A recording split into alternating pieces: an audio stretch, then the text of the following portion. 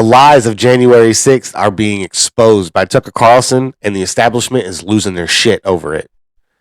We're going to talk about all of that and more. I'm your host, Hyde. This is Hide and Seek Media. Hello, all you beautiful and amazing people. Thank you for tuning in. Welcome to the show. I want to apologize for the delay in content. Had a nasty flu bug go around our house and put us out of commission for a little while. So everybody's good and healthy now, so we are back up and running, and I should be back on schedule now. So thank you for tuning in. Welcome to the show. I wanted to talk about January 6th today. Now, a lot of people are up in arms over this Tucker Carlson release where he put out some footage and claimed that the narrative of January 6th being a violent and deadly insurrection was a complete and fabricated lie. Of January 6th, literally hours, you began to hear that day described as a deadly insurrection, and not described by one news outlet or one politician, but in unison by all of them, almost like it was coordinated. A deadly insurrection. That's how history may record January 6th. But the tape that we reviewed from within the building on that day proves it was neither an insurrection nor deadly. Now, I won't go that far, okay? Because there were some bad actors and it did get violent, right? There were people that had bear spray and were attacking cops and stuff like that. And I don't condone that. I don't agree with that at all. I don't think that was the way to do it, right?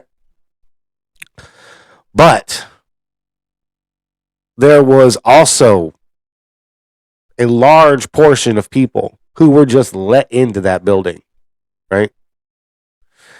That the cops just opened the doors and just let them in. So I won't go as far as saying that it wasn't violent, right? Because it was violent. There were people, bad actors there doing violent things. And that's bad, right? But Tucker says that at the very beginning of the show. He shows the violence at the very beginning, goes, look, this is what you saw all the time. This is what the media has been showing you. And then he goes, but here's what they aren't showing you. And then it goes on to proceed to show multiple clips of people just wandering around in the building and then people also being escorted by police. It's surveillance footage that shows federal officers leading Jacob Chansley around the Capitol like tour guides. At one point, they even opened the door of the hollowed Senate chamber for him and usher him in. So the tape proves conclusively that Jacob Chansley, whose every action inside the building was videotaped, committed no felony. And the government hid that fact. And because they did, the media were allowed to paint Jacob Chansley as a dangerous terrorist who deserved to be killed. But I want to talk about this first story that I found. NBC News. Tucker Carlson, with video provided by Speaker McCarthy, falsely depicts January 6th riot as a peaceful gathering. Some Republicans are looking to the tapes for vindication. Others say it's a mistake for the party to look backward to January 6th, particularly after election deniers lost many 2022 races. Now, see, right there, what they're trying to do is they're trying to frame this as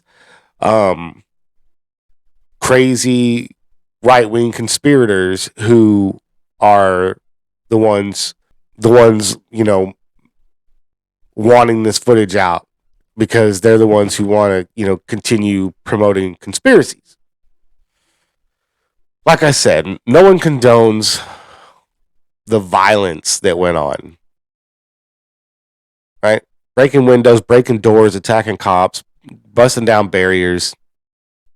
That shouldn't have happened. But here's the funny thing. I have a theory on why it happened. I have a theory on January 6th in general that I can't say on YouTube. So if you want to know what that theory is, head on over to Locals.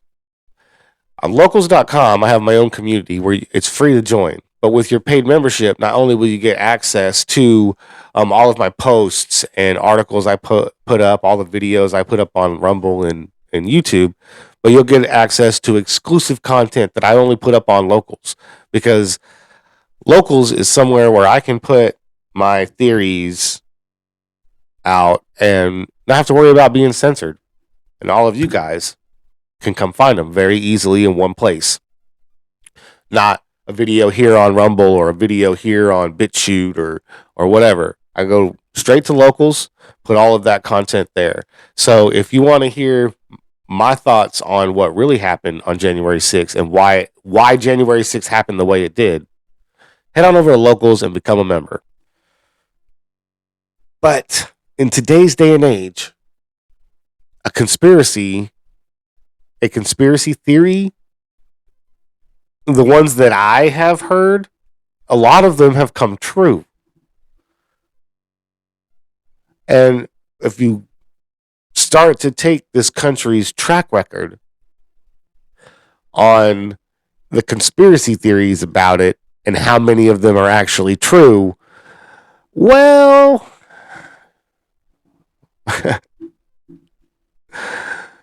you kind of understand why they don't want the footage out. Because they don't want more conspiracy theories to come true. You know, like the federal government does suppress evidence from people so they can get convictions and push a narrative that they want. And they will railroad somebody into 4 years in jail for no other reason than for political gain. They will crush somebody's life at the drop of a hat to further their political agenda. They have no qualms about it. These are lies that destroyed a man.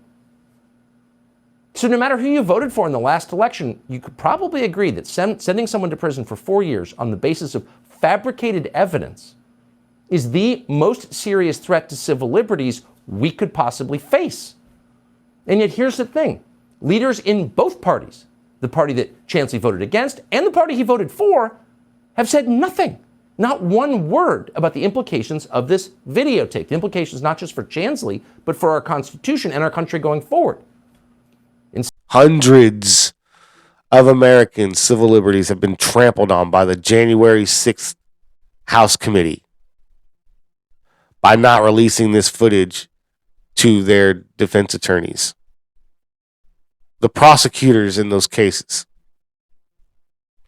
for not, giving all evidence, even exculpatory evidence, to the defense.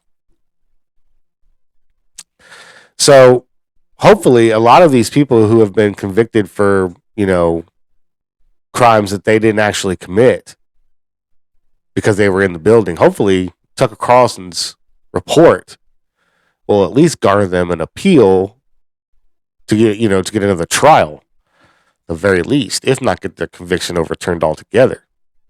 So I'm hoping there is some positive that comes out of this, Tucker Carlson release, even though you can see that Fox News is now starting to put the handcuffs on Tucker a little bit.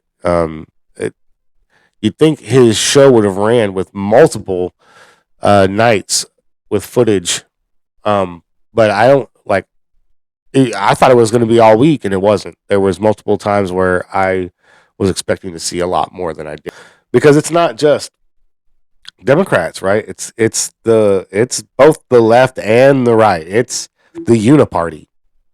Tucker Carlson's January 6th footage sparks bipartisan outrage, right? A number of Republicans have come out against Tucker Carlson, saying he should be taken off the air and what he's doing is a threat to democracy, and we should just leave January 6th alone and not touch it because it was so bad and it looks so bad. And it was a mistake, in my view, for Fox News to depict this in a way that's completely at variance with what our chief law enforcement official here at the Capitol thinks. I think it's bull.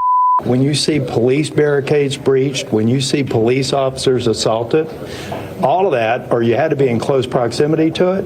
If you were just a tourist, you should have probably lined up at the visitor center and came in on an orderly basis. So I just don't think it's helpful. It's really sad to see Tucker Carlson go off the rails that bad.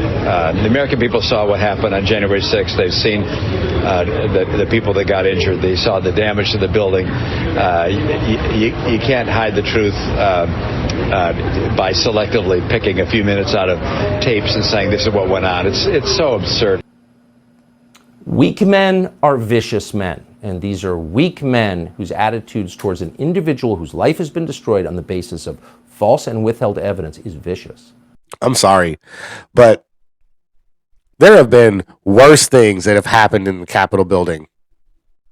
Much worse things. And there have been worse times where the democratic process has been interrupted. All right. So I don't want to hear this crap about, them interrupting the certification of the election.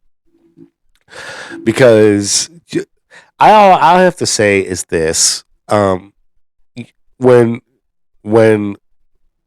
they doubled down that hard, a lot of times that's when you've got the liar by the tail, right? When they're doubling down, you're over target. You are onto something. And the harder they fight against it, the closer you're getting. Just remember that, right? Anytime you deal with a compulsive liar, the closer you get to the truth, right? The more they're going to get loud. The louder they're going to get. The more they're going to double down on the lie. And so that's why there's so much outrage, right? Because they need January 6th to be violent and deadly so that it can continue to push the narrative that Trump supporters are a domestic terrorist threat to this country and that we shouldn't let Donald Trump run for president because he's going to control 74 million Americans and lead a coup against the democratic process of this country, or some kind of lunatic crap like that, right? Who knows what all these people believe anymore? I mean, I couldn't tell you. So it's just, to me, what this is doing, what Tucker is doing is twofold, really. It's exposing the lies that the January 6th House Committee tried to sell the entire country for 2 years. It is exposing just how corrupt and dishonest this government really is. They trampled, just obliterated the civil liberties of so many Americans by withholding this footage from defense attorneys. Not only that, okay, mind you, congressmen and congresswomen knew this was going on. Knew it. And these people just railroaded these Americans. Kept them in solitary confinement over 2 years. Treated like political prisoners. All to push a false narrative. While there was some violence, it was mostly peaceful. Sound familiar? Don't we all remember that from 2020? Mostly peaceful. The guy standing there saying it on live TV. Mostly peaceful protest while there's a freaking building burning behind him. Mostly peaceful. How many people died then? Right? How many people died during the George Floyd riots when it was mostly peaceful? Or how about Portland? Does anybody remember the 200 plus days that federal courthouse was under attack? Remember that? How many federal officers were hurt then? There was a permitted protest, right? Well, rally or whatever. They had a permit to be there. Not in the building, but they had a permit to be on the Capitol grounds for a rally or protest, right? Knowing that they had to file for that permit days in advance. So knowing that there was going to be a rally or protest on the Capitol grounds, why was there not more police?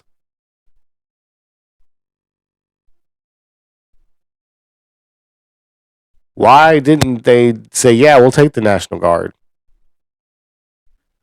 As a matter of fact, in an interview that I saw Steve Bannon do with Tim Pool, I believe it was Tim.